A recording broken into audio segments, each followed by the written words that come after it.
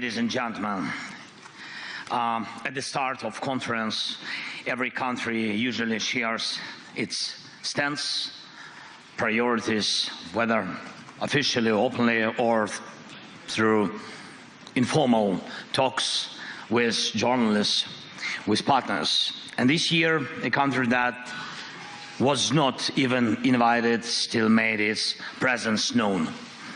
A country that everyone talks about here, not in a good way.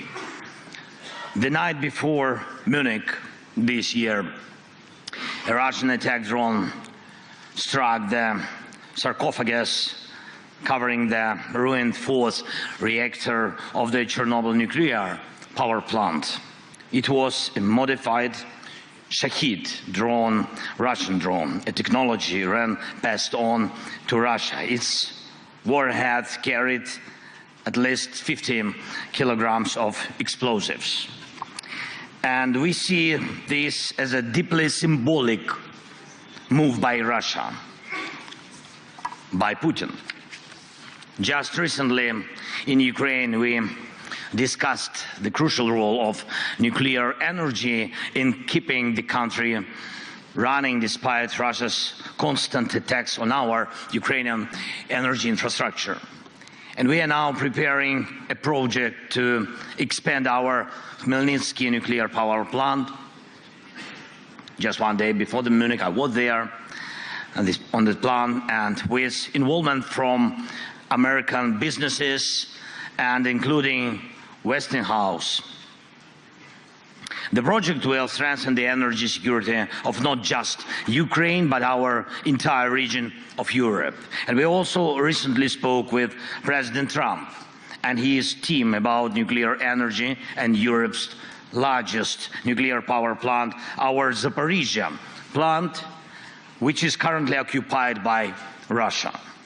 And Russia responded by sending a drone to hit Chernobyl's sarcophagus, which holds radioactive dust and debris. And this is not just madness. This is Russia's stance. A country that launches such attacks does not want peace. They don't want. It is not preparing for dialogue. Almost every day, Russia sends up to 100, even more, Shahid drones at us each day, and regular ballistic missile attacks, and a steady increase in aerial bomb strikes. But that's not all. This year, Moscow plans to create 15 new divisions, adding up to 150,000 soldiers. That's more than the national armies of most European countries. Russia keeps opening new army recruitment centers every week. And Putin can afford it. Oil prices are still high enough for him to ignore the world. And we have clear intel that this summer Russia plans to send troops to Belarus under the pretext of training exercises. But that's exactly how they staged forces before their full-scale invasion to Ukraine 3 years ago. Is this Russian force in Belarus meant to attack Ukraine? Maybe. Or maybe not. Or maybe it's meant for you. Let me remind you, Belarus borders 3 NATO countries. It has effectively become a foothold for Russian military operations. According to both Putin and Lukashenko, Belarus now hosts banned weapons, medium-range missiles, and even nuclear arms. Putin clearly sees Belarus as just another Russian province now. And we need to be realistic. If someone is setting up a military launch pad, we need to ask, what should we do about it? And more importantly, what can we do before the next attack, the next invasion? Remember There have already been provocations on the Polish and Lithuanian borders with Belarus, migrant crisis staged by Russian intelligence to store up chaos in Europe. But what if next time it's not migrants? What if it's Russian troops or North Korean troops? Make no mistake, North Koreans are not weak. They are learning how to fight now, how to fight the modern war. And what about your armies? Are they ready?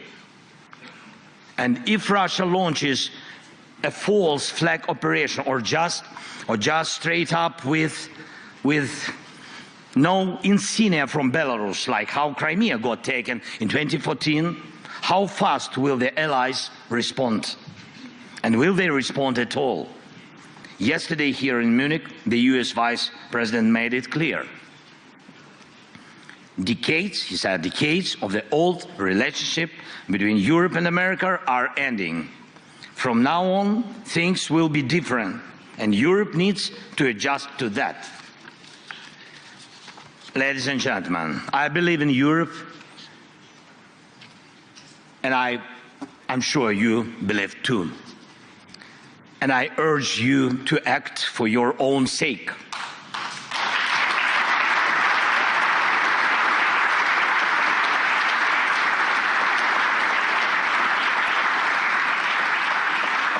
And for the sake of Europe, people of Europe, your nations, your houses, your children, and our shared future. For this, Europe has to become self-sufficient, united by common strengths, Ukrainian and European.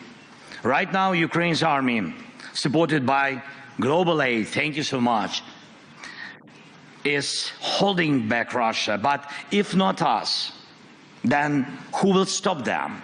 Really? Let's be honest, now we can't rule out the possibility that America might say no to Europe on issues that threaten it. Many leaders have talked about Europe that needs its own military, an army of Europe. And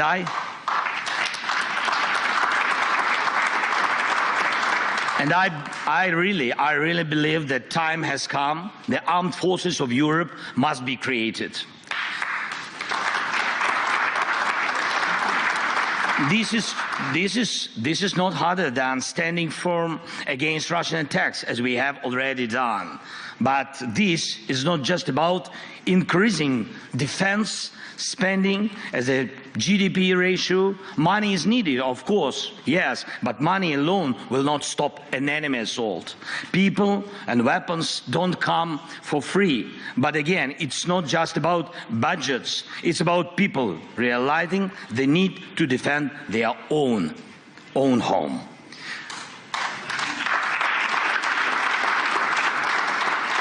Without Ukraine's army, Europe's armies will not be enough to stop Russia. It's reality for today. Only our army in Europe has real modern battlefield experience. But our army alone is not enough too. And we need what you can provide: weapons, training, sanctions, financing, political pressure, and unity. 3 years of full-scale war have proven that we already have the foundation for a united European military force. And now, as we fight this war and lay the groundwork for peace and security, we must build the armed forces of Europe so that Europe's future depends only on Europeans, and decisions about Europe are made in Europe.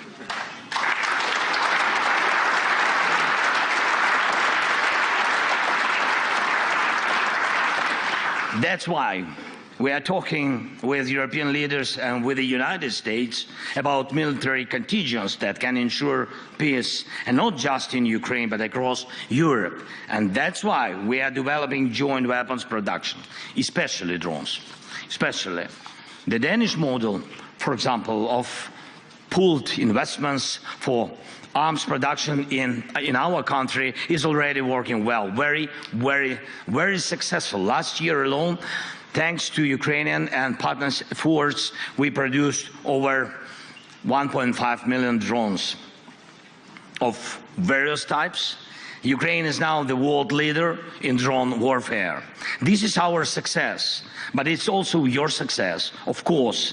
And everything we build for our own defense in Ukraine also strengthens your security.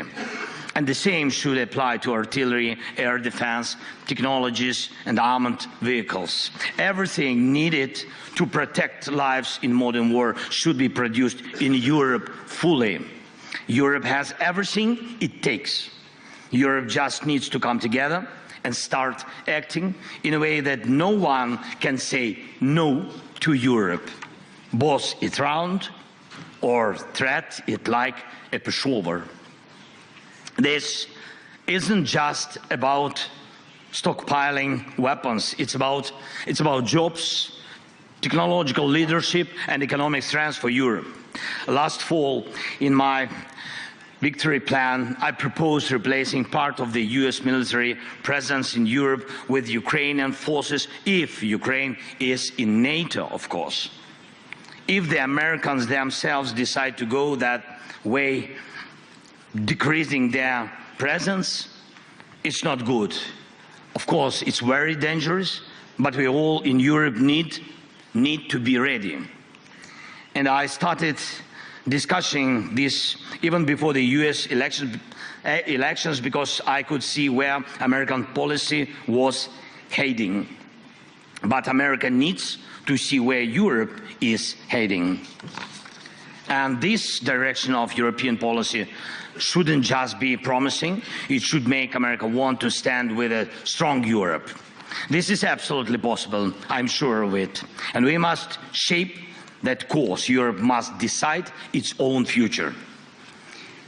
We need confidence in our own strengths so that others have no choice but to respect Europe's power. And without a European army, that is impossible. Once again, Europe needs its own armed forces. And I know Mark Rutte, my good friend, is listening to me right now. And Mark, my friend, this isn't about replacing the alliance. This is about making Europe's contribution to our partnership equal to America's. And we need the same approach when it comes to diplomacy, working together for peace. Ukraine will never accept deals made behind our backs without our involvement.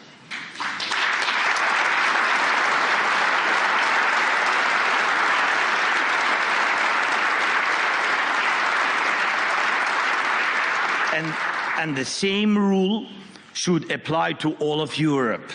No decisions about Ukraine without Ukraine, no decisions about Europe without Europe.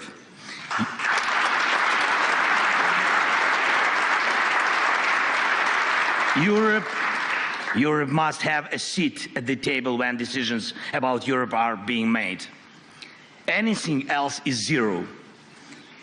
If we are left out of negotiations about our own future, then we all lose. Look at what Putin is trying to do now. This is his game. Putin wants one-on-one talks with America. Just like before the war, when they met in Switzerland and looked like to carve up the world. Next, Putin will try to get the US president standing on Red Square on May 9th this year, not as a respected leader, but as a probe in his own performance. We don't need that. We need real success. We need real peace.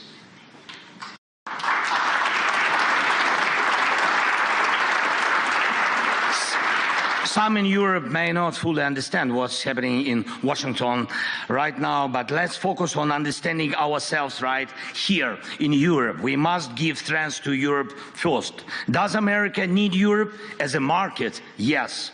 But as an ally, I don't know. For the answer to be yes, Europe needs a single voice, not a dozen different ones.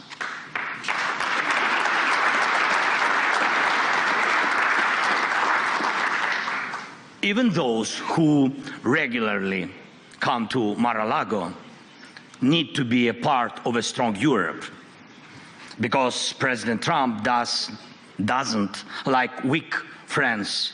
He respects strengths. Next, some in Europe may be frustrated with Brussels. But let's be clear. If not Brussels, then Moscow. It's your decision.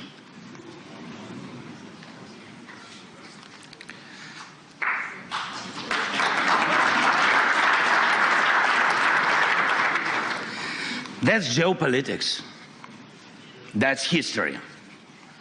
Moscow will pull Europe apart if we, as Europeans, don't trust each other.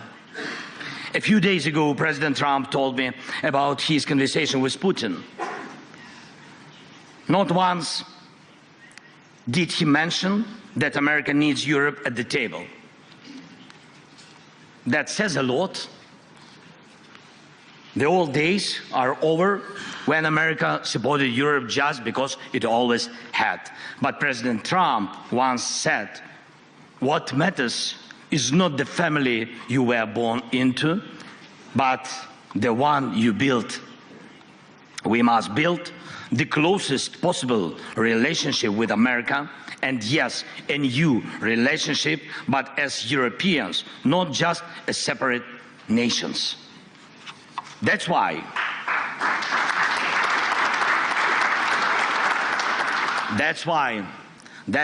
we need a unified foreign policy, a coordinated diplomacy, the foreign policy of common Europe, and let the end of this war be our first shared success in this new reality. And we are already working to make sure that on February 24th, the third anniversary of Russia's full-scale invasion, we can gather together in Kyiv and online. All European leaders, all key partners who defend our security, from Spain to Finland, from Britain to Poland, from Washington to Tokyo, this meeting must deliver a clear vision for our next steps on peace, security guarantees, and the future of our collective policy. And I do not believe in security guarantees without America. Yes, it will be just weak. But America will not offer guarantees unless Europe's own guarantees are strong. And I also will not take NATO membership for Ukraine off the table. But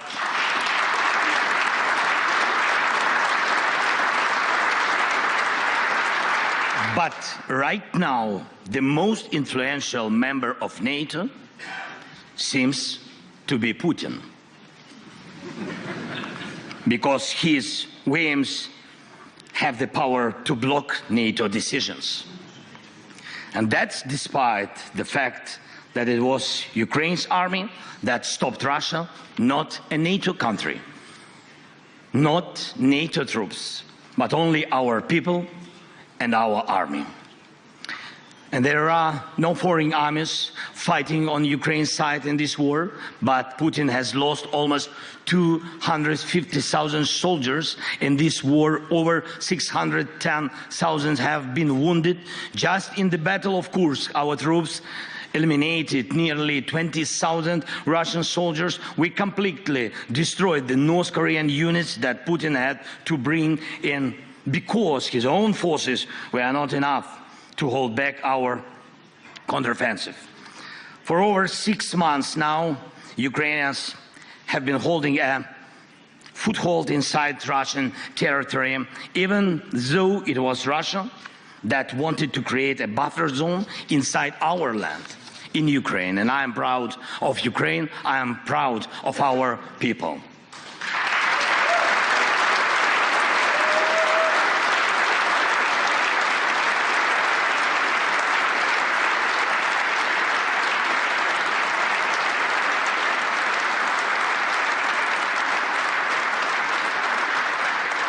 But now I ask you, each of you to honestly answer this question. If Russia came for you, could your army fight the same way? I don't want anyone to ever have to find out, God forbid. That's why we are talking about security guarantees. And that's why we believe that the core of any security guarantees for Ukraine must be NATO membership.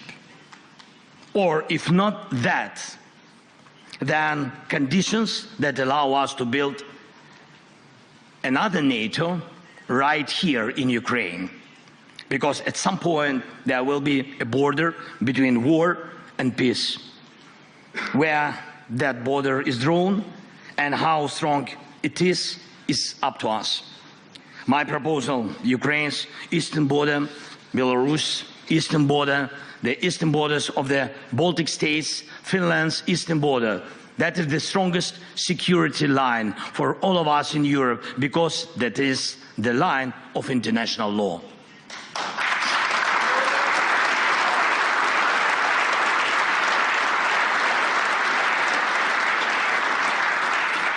And do we still remember what international law is? Let's be honest, international law, these two words already sounds a bit outdated, but I believe that Europe's mission is to make sure international law still matters. And finally, one last point. What security guarantees can Putin offer?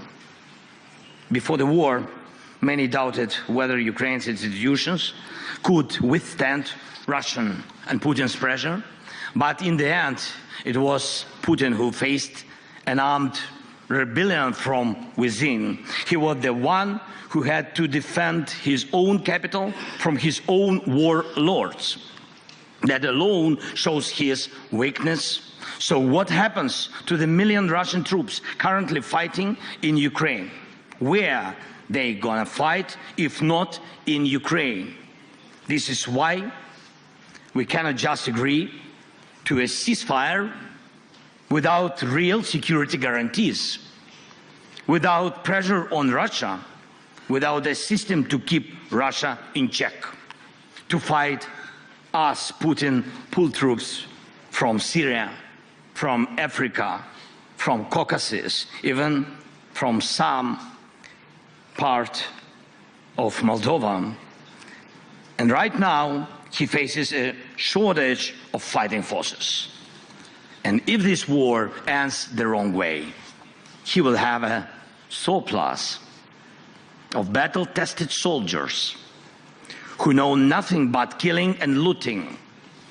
And that is yet another reason why this war cannot be decided by just a few leaders, not by Trump and Putin, not by me and Putin, not by anyone here in Munich sitting down with Putin alone. We must apply pressure together to make real peace.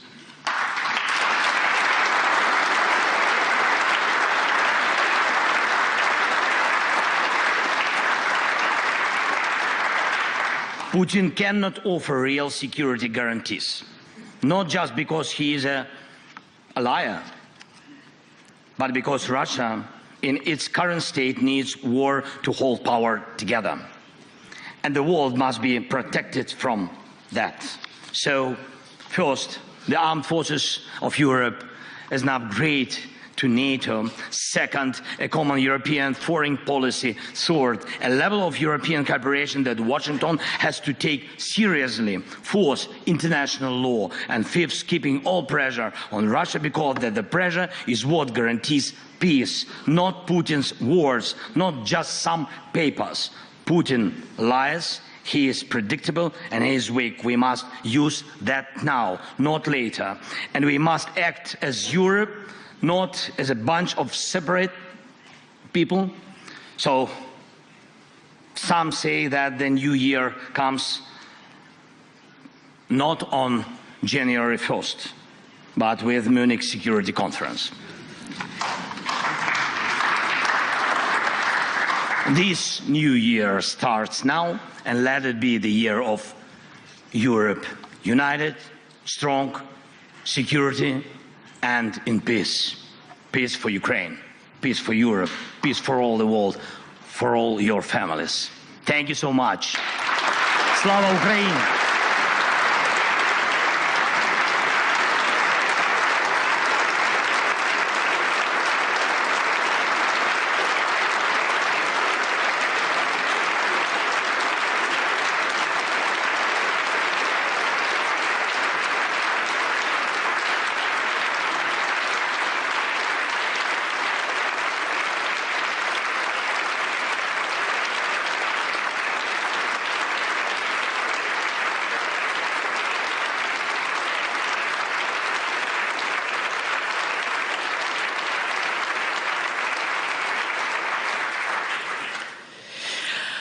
Mr. President, thank you. Thank you very much. That was a stem winder of a speech with a lot of challenges thrown down.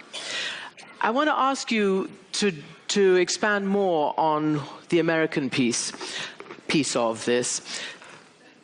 You, after your phone call with President Trump, said that you did not hear enough detail to make this a peace plan. Can you just elaborate what you meant by that?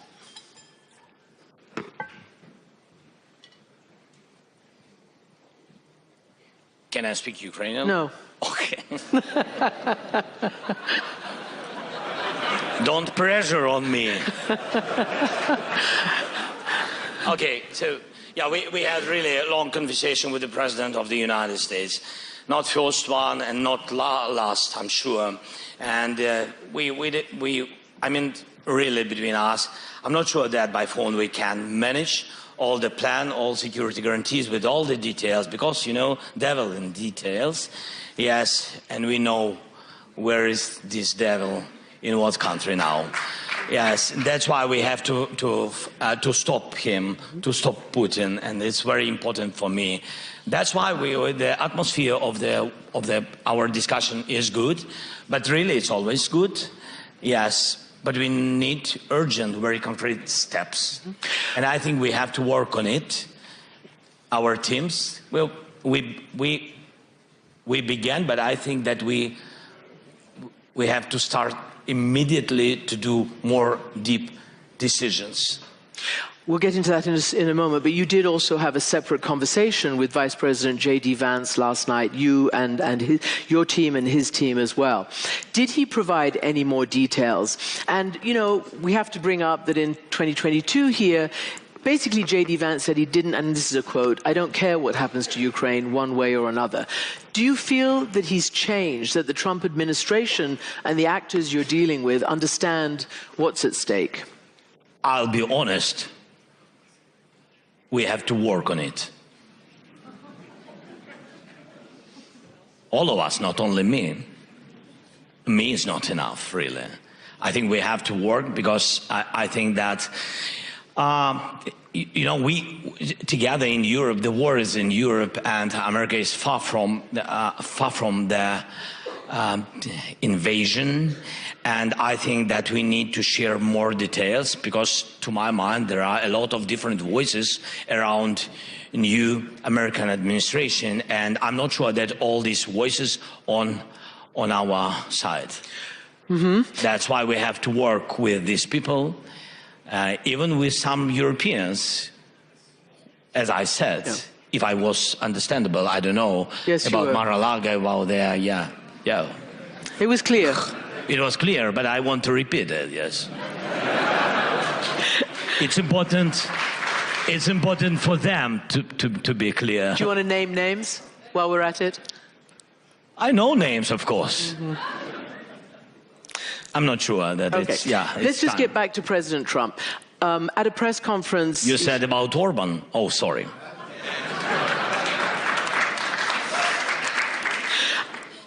Do you understand? No. Viktor Orban is what the president was saying.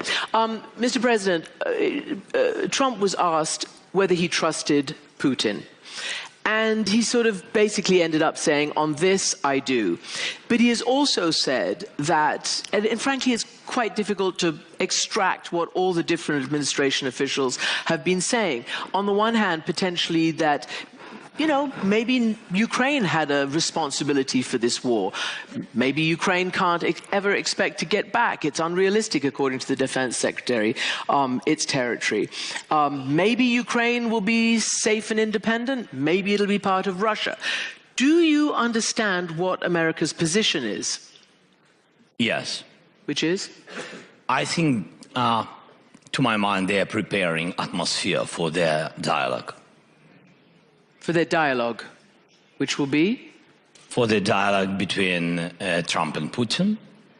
And I think this is, it's up to them, but they can discuss everything they want, but not about Ukraine without us.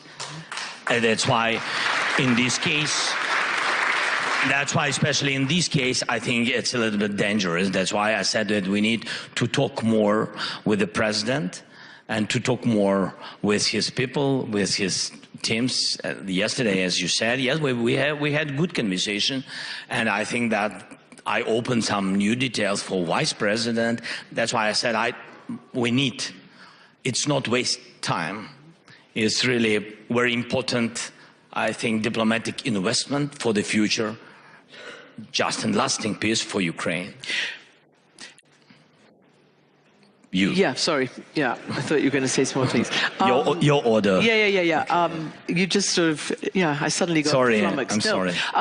You said Putin doesn't want peace. I mean, you just said it loud and clear here. It's true. So what is the dialogue? And have you convinced the Americans that A, Ukraine has to be at the table, and B, I guess the Europeans have to convince them that they have to be on all the levels, we directly, yes, very directly, send these messages that we have to prepare security guarantees like a main part of the stopping Putin and stop this war, and very important, essential, and we say that it can't be without us, and that's why I don't know if we don't have, from my point of view, if we don't have for today common plan, it means for me that United States doesn't have.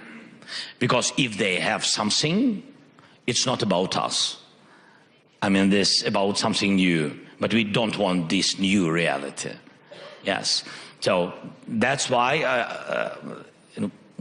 I was just asking you whether you have convinced them that you must be at the table. Of course I said that I think that is good, that first of all we have to make a plan with you, I said to the president.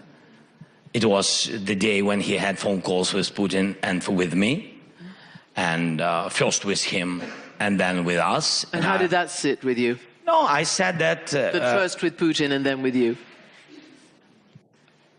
Oh, I'm not happy. Yes, but I think that more dangerous if first meeting will be with Putin and then with Ukraine. And there are things I shared with the President Trump, that first of all we have to see common view. And I said also that at the table we need Europe also. It's very important for us. We are Europe, we in Europe, and we see our future only in EU, like a member. So that's why for us it's very important. And Europe helped us a lot. Because when I speak with different officials of the United States, of new administration, and we're thankful for them that they didn't frozen their military support. It's very important, and I'm very thankful, thanks again. But when we speak, I really understand what part of support did America during these 3 years, and what huge support made Europe. And it's important. Mm-hmm. Did you get a commitment from President Trump that you would meet with him first? Do you have a plan to meet with the president? No, we have our plan, of course. It's our country, and that's why it's our plan. I think it's understandable, but we need the common view. That's why we are ready for the common plan. Yeah. And I shared it with... I'm just asking whether, because President Trump says he'll meet Putin maybe in Saudi Arabia maybe soon, has he said he will meet you? He said to me that we have to meet, and I said to him also we have to meet. I think that I said first that we have to meet. Yes, and but we understood each other because I didn't say about it once. You said it several times. Yeah, so that's why I think we understood each other, and it's very important.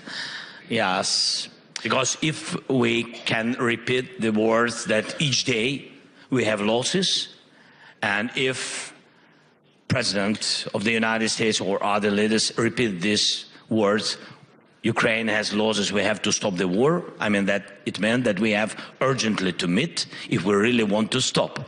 To meet with the concrete dates and days and plans. So you talk about losses, obviously heavy losses. You mentioned Russia's heavy losses as well. Yeah. You were talking to President Trump, and you know that last year, around this time last year, it was President Trump and his allies in Congress which delayed for approximately 7 months the aid that was meant to come to Ukraine. When I spoke to General Sersky, your commander in Ukraine, just a few months ago, he said the delay in aid did cost lives, cost territory, and cost a lot of, strategic effort in Ukraine. Did you mention that to President Trump? No. I see. We spoke about delaying and about decision of the Congress, and at least positive decision. I was thankful to him. It was in September when we had meeting during his election period. I think so, or before the election period. I don't. Before, a little bit before. Yes. So it was very important, the decision. I was thankful bipartisan support and also Mike Johnson. He made positive decision. And also to President Trump, because if he wouldn't be supportive, they couldn't vote this decision. But really, help, which we needed very much, still is going. I mean, not everything came. Yeah. You understand? Yeah. So it's very slow, and I think General Zelensky was right that one of the reasons why we lost. But I don't want to speak about kilometers, but I'm ready. I mean, we lost about 4,000 square kilometers. Yes, but of course, if the help could come, very quickly, everybody understands that the losses was. I mean, I understand what you're saying. We could be in more good conditions. And precisely because of where you would need to be to have a negotiation to end the war. That's why I ask you this. So you talked about security guarantees. What details do you think about? What would be a security guarantee apart from joining NATO right now? What would be a security guarantee in any ceasefire or to freeze or monitor any line of contact, which is some 1,300 kilometers long? Because already Defense Secretary Hegseth said there'd be no US troops. We don't know what it looks like. What do you think it looks like? More strong sanctions, not if they will invade again. Just more strong sanctions at the very beginning. Then, like you said, really difficult to hold the border, long border, big. Yes, for Ukraine and Ukrainian soldiers. That's why we need big army. I shared it yesterday. Yes, we need army more than now. If we're not in NATO, then, as I said, NATO has to be in Ukraine. It means only one, that we will need the army comparable with soldiers of Russia. It's 1.3 or 1.5 million soldiers, so we need money for this, the package of money, real money, and it's big deficit even today for us is 40 billion per year. So this money and then weapon and the package of missiles, what was written in the victory plan, the package which we will not use, but it has to stand on our territory. And if Putin will begin new invasion, we will use it. So I think these issues are very important. This is priority. And foreign troops, European troops? Yes, we are open for this initiative. Yeah. We understand. I mean, mostly we understand the details, but we need to discuss these details with leaders. I don't want to be now, very loud about it. So, but we understand that we need it. It will help us. And one other big question, the Treasury Secretary, Scott Bessent, came to your country. Yeah. I believe essentially gave you a notice that this is what the administration wants in terms of how much of your rare earth minerals. Trump himself has said, I want $500 billion worth, and that would be fair, he said. What is your response to that? I know you've been talking about rare earths even under the Biden administration. We're still talking. Yes. So where do you stand on that? We're still talking. Mm-hmm. So not 500 million. You know, that's half in our history, there have been a lot of different dialogues with different American administrations. Even from my first year of my term, from 2019. So I had a lot of different dialogues, and we are in process.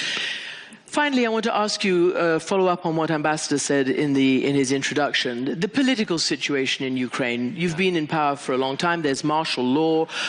You haven't had elections since then. Your mayor of Kyiv, Vitaly Klitschko, has criticized you for that and for many other things.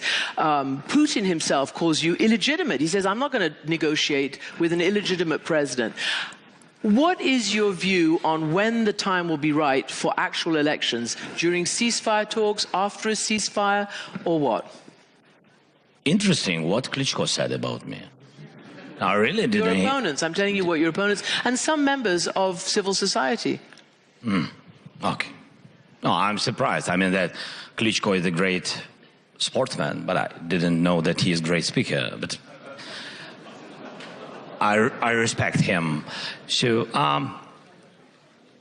I'm focusing on surviving of our country, and I'm doing really all my term, beginning from different dialogues, as I said to you, continuing with COVID as all of us, but half of my term was COVID, another half is the war with Putin, or against him. Yes? So this is what really very important. I'm ready, to speak about elections if you want. Ukrainians don't want, totally don't want, because they're afraid, because otherwise we will lose the military law, war law, and our soldiers will come back home, and Putin will occupy all our territory. It will be, because now we're mobilized, now we are one organism, yes, so we are one country. Yeah, that's why it's very important to hold and to save it.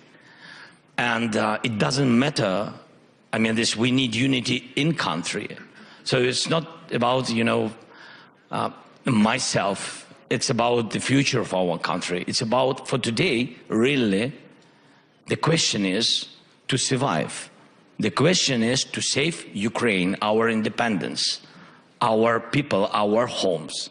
And if somebody doesn't like, they can choose another citizenship. If they want. They have real estate. Mm-hmm. Did you somewhere. say, what, real estate? Yeah. Mm-hmm. I think I have time for one question from the audience, maybe one or two. Somebody got a question for the president? Apparently not. What is 2025 going to be in Ukraine? Do you believe it'll be the year of peace? And more to the point, do you believe Putin has any intention of allowing an independent, sovereign Ukraine? We really want peace, and we work on it. We will prepare security guarantees like we see. We will share it with the United States, and I hope they will share their view. As I said, common view for me is very important to hear all our partners in Europe who helped us, in EU plus, of course, because UK, our partners, big partners, and that's why it's very important to prepare during months all these things, to share it with the President of the United States, to find time for this, to our common meetings, to make this common plan, then to put it on the table for Putin and do everything. That things what really President Trump, he's strong, he can do. put sanctions or pressure in any ways, in any case, how he wants. And after that, to stop this war this year, 2025, make a peace in Ukraine. This is our plan. That's what we really want, and that's what we will try to do. Did you tell, as was reported, President Trump, that Putin is only doing this and agreeing to talks because he's afraid of Trump? Did you tell him that? Yes.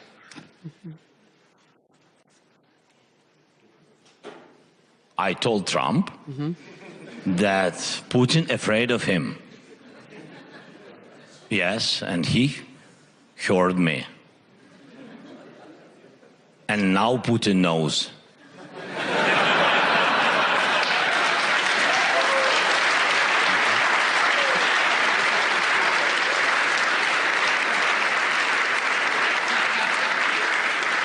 I shouldn't be laughing, but you do make me smile. So, we Mr. want President, peace. thank you very much. We have to live and we have to smile That's when we true have too. time, That of is course. true.